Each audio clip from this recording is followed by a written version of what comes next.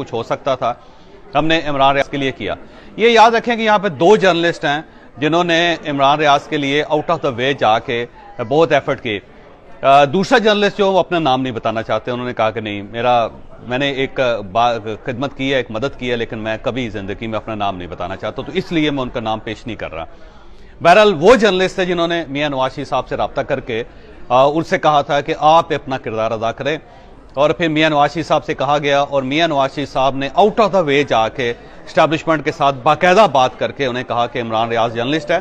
तो मियां नवाज शरीफ का ये कहना था कि ये शख्स हमेशा मेरे खिलाफ बोलता रहा है, इसने जब भी बात की मेरे खिलाफ बात की, और को बहुत अच्छे अल्फाज इसने मेरी फैमिली के बारे में नहीं कहे, लेकिन ह्यूमन बीइंग है और इसके साथ ज्यादती हो रही है, इसकी फैमिली है, तो इसे रिहा करना चाहिए। तो इन्होंने बाकायदा मियां नवाज शरीफ ने प्रेशर डाला एस्टैब्लिशमेंट के ऊपर भी और लोकल एडमिनिस्ट्रेशन के ऊपर भी कि उसे जहां पे भी है उसको रिकवर किया जाए। तो बहरहाल आज से कुछ अरसा पहले हमने अपने वीलॉग में ये ऐलान किया था कि इमरान रियाज साहब आ रहे हैं।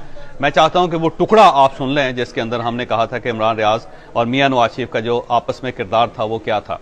तो यहां से जब आप देखेंगे मियां नवाज शरीफ के बारे में कि मियां नवाज शरीफ ने क्या कहा था, तो वो आप देख के आप इस स्टोरी को समझ सकेंगे कि इमरान रियाज साहब के लिए एक बड़ी अच्छी खुशखबरी है कि इमरान रियाज साहब शायद अगले चंद हफ्तों में या चंद दिनों में उनकी रिहाई मुमकिन हो सके।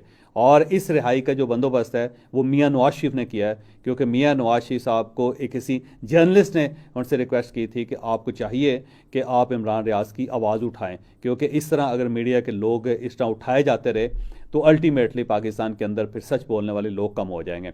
तो मियां नवाज शरीफ साहब ने बाकायदा उनकी सिफारिश की इमरान रियाज साहब की, और वो बड़ी देर तक कन्विंस करते रहे। फिर उन्होंने कहा कि वो मेरा मुखालिफ है, उन्होंने कभी मेरी हमायत में बात नहीं की, हमेशा मेरी मुखालफत की है, लेकिन इसके बावजूद जो इंसानी हकूक़ हैं और जो उनके हक़ हैं उनको मिलने चाहिए। तो अगर वो एजेंसियों के पास हैं या अगर वो रियासत के किसी और इदारे के पास हैं तो उन्हें फौरी तौर पर अदालत में पेश करना चाहिए, और उन्होंने अगर कोई जुर्म किया है तो फिर अदालत जाने और वो जाने, उन्हें अपना वकील करने का और अपना केस भुगतने का मौका मिलना चाहिए। तो उसके कुछ असरात सामने आ रहे हैं। कल आईजी पेश हुए अदालत में, लाहौर हाई कोर्ट में, और आईजी पंजाब ने कहा कि हमें सिर्फ 15 दिन दे दें, हमें कुछ ना कुछ आसार नज़र आ रहे हैं, कुछ बेहतरी नज़र आ रही है, हम इंशाल्लाह बहुत जल्द उन्हें अदालत में पेश कर देंगे।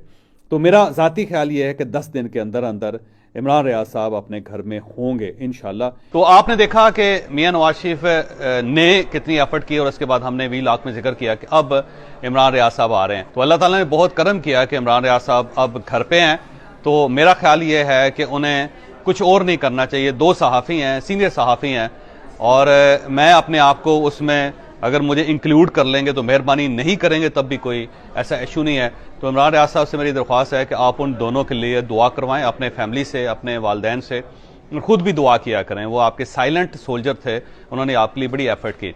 और इसके बाद मियां नवाज शरीफ जिसने बाकायदा एक पॉलिटिकल स्टैंड लिया, और स्टैंड लेने के बाद उस आदमी ने इमरान रियाज को रिहा करवाया। तो इमरान रियाज के ऊपर अगर किसी शख्स का कोई एहसान है तो वो मियां नवाज शरीफ है।